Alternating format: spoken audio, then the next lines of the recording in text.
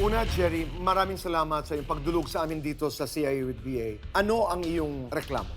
Yung gusto ko lang po, reklamo, yung mga anak ko po, pinagkakait po sa akin ng dati ko pong asawa.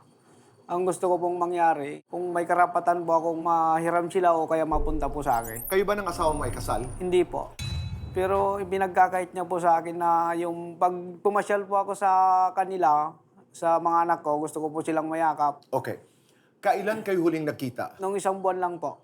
Sumubo ka, pumunta doon sa kanila. Opo. At, Doon po sa mismong barangay po. Nakita ko po yung mga anak ko, inaipit po yung anak ko po sa pintuan. Bakit siya naipit sa pintuan? Dahil po sa kapababayan na rin po ng aking dating asawa. Hindi niya po nabantayan po na maigi na ipinasok pala nung bata yung kamay niya sa pintuan. Kaya po nung pagsara, naipit po yung kamay Okay. po. So, anong nangyari? Nayakap mo ba? Nagkita ba Nung kayo? gusto ko pong kunin, ayaw niya pong ibigay sa akin. Pero nagkaroon na kayo ng pagkakaunawaan sa barangay na pwede kang dumalaw. Opo, pwede ano man pong oras, pwede po. Mayroon So, po anong kaming problema? pirmahan. Iwan ko po kung bakit po ganun yung ginawa Anong niya. ginawa ng mga taga-barangay nung hindi pumayag? Samantalang may permahan na kayo na pwede naman palang dumalaw kahit Wala anong po, oras. wala po. Kaya po ako pumunta po sa inyo para maliwanagan po. Kailan kayo nagkasundo doon sa barangay? Bali, 2 beses na po kasi kaming nagharap doon sa barangay. Nung una po, yung hiwalayan po namin, tas pirmahan. Tapos nung ito na po, yung pangalawa. Ano yung inyong pinirmahan? Yun po yung sustento po ng mga bata. Tapos yung pagdalaw ko po sa mga bata, yun po yung pinirmahan po namin doon. Kaya po nandun po ako sa So, barangay. to be clear, yung sustento ay magkano? 1,000 po per week po. Per week. Opo. At yung per week na yan na sustento mo sa mga bata ay hindi ka nagkulang. Minsan po, pag wala po akong duty, wala pong sahod. Kaya minsan po, hindi rin po ako nakapagbigay.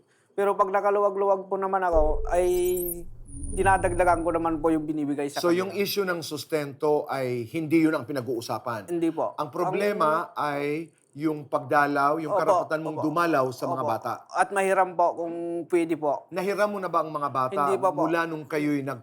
nagkahiwalay? Hindi pa po. Ni isang beses hindi. Hindi pa po. Ayaw po niya. At ang dahilan na ibinibigay niya ay? Mayroon na po akong ibang kinakasama. Kaya ayaw niya pong ipahiram sa akin. At meron na rin siya bagong kinakasama. Tama Mayroon ba na po, ako? mayroon na po. Okay. Mabilisan lamang ito para maunawaan natin. Paano kayo nagkakilala ni Luz? Sa isang beer house po. Bari nagtatrabaho po siya hanggang po sa nanligaw po ako sa kanya. Hanggang po sa sumama po siya sa akin. Gusto ko Pero may asawa po siya noon nung kami po nagsama. May 3 po siyang anak. May kinakasama siya noon nung kayo'y Nung kami po nagkakakilala. nagkilala po. May 3 po siyang anak.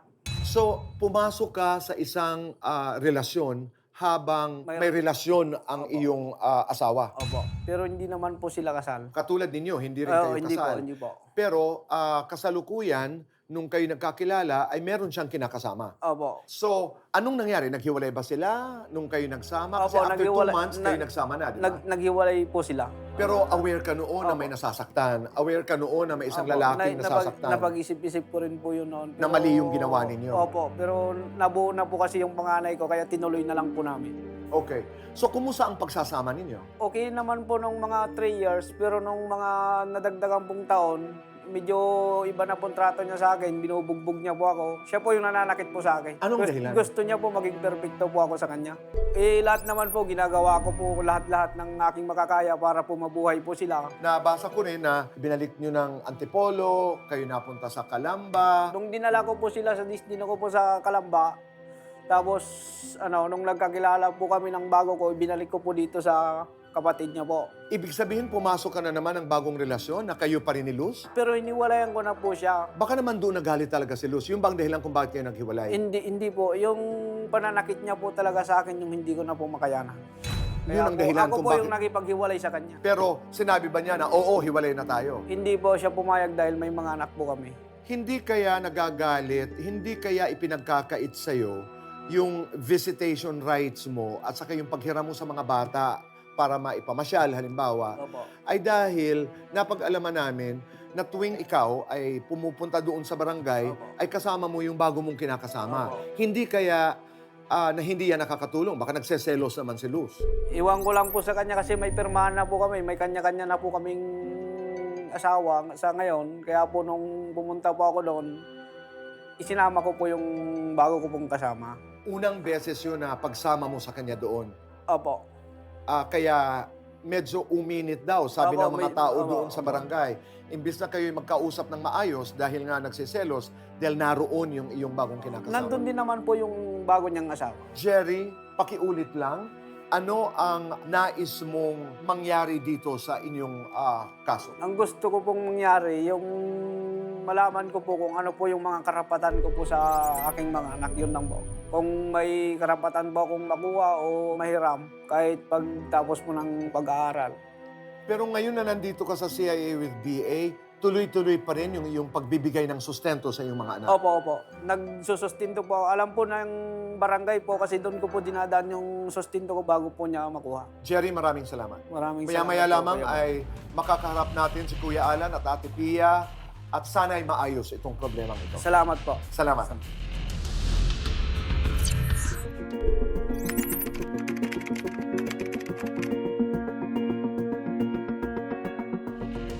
Luz, nakausap ko si Jerry.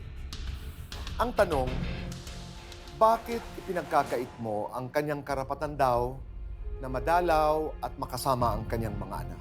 Nang babae po siya, Tito Boy. Inabandonan niya po kami. Buntis ako ng 5 buwan. Sinasaktan pa po niya kaming mag-iina. Sa harap ng babae niya, dinala niya sa loob ng inupahan namin. Ipinagmayabang niya sa amin ng babae niya. Hindi pa po siya nagbibigay ng matinong sustento. Ngayon, buwan na to, wala siyang padala. Magbigay man siya ng sustento once a month, 1.5. Sapat na po ba yun? May estudyante na pinapagatas, diaper. Hindi po sasapat yun. Hinahandle po ng kinakasama ko ngayon. Wala pong dalaw, walang text, walang tawag. Kahit may special na araw ng anak niya, hindi po man niya ginagawa. So paano ko po siya bibigyan ng karapatan? O hindi siya nawawala ng karapatan, pero yung karapatan niya sa ginagapat, naging ama siya. So, ibig sabihin, Luz, iba ang dating sa akin. Ang dating sa akin ni Jerry ay nagbibigay daw siya ng sustento. Ang kasunduan niyo ay magbibigay siya ng 1,000 a week.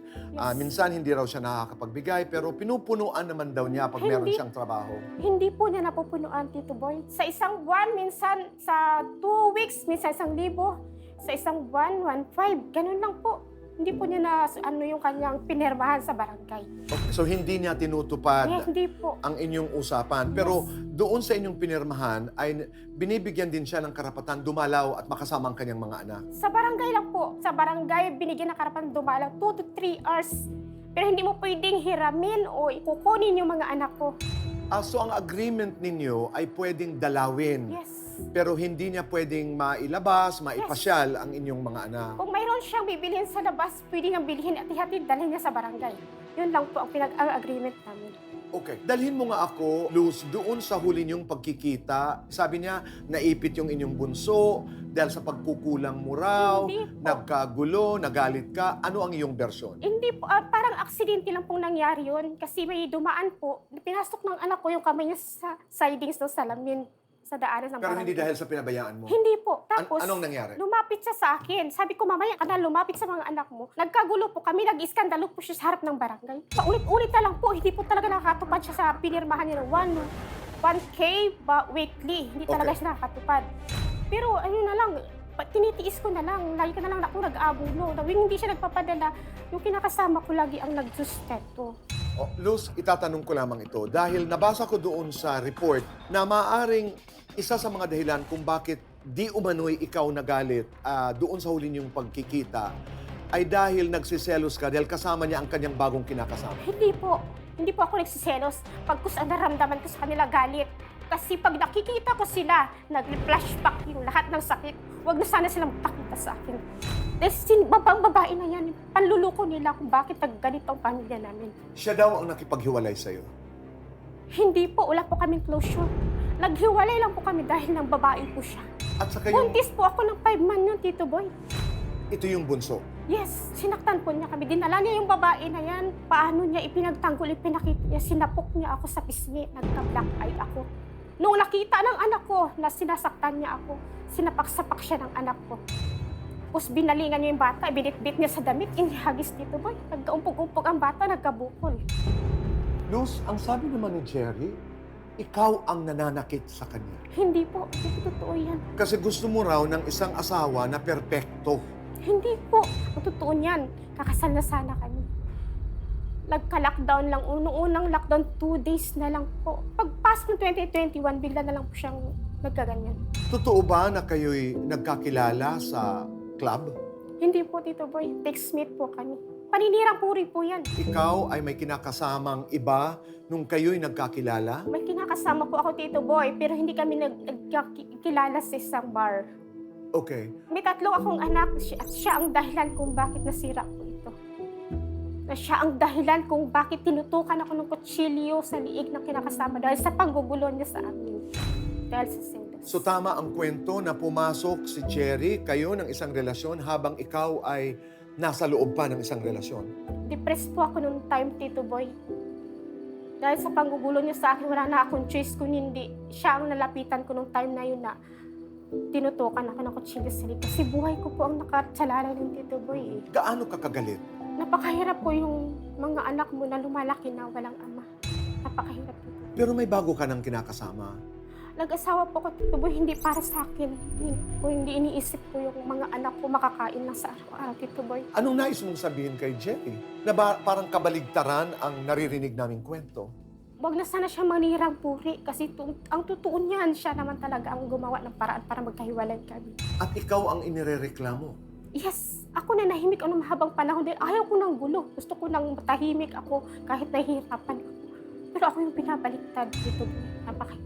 Ako na nga yung niloko, sinaktan, ako pa yung siniraan. Yun ang hindi ko matanggap. Sana wag na sila magpakita sa akin kahit na ilang taon na magaan ang pakiramdam ko. Luz, maya-maya lamang ay makakaharap natin si Ate Pia at Kuya Alan. Sana'y ang dasal ko ay maayos. Sige po. Maraming salamat. Salamat po.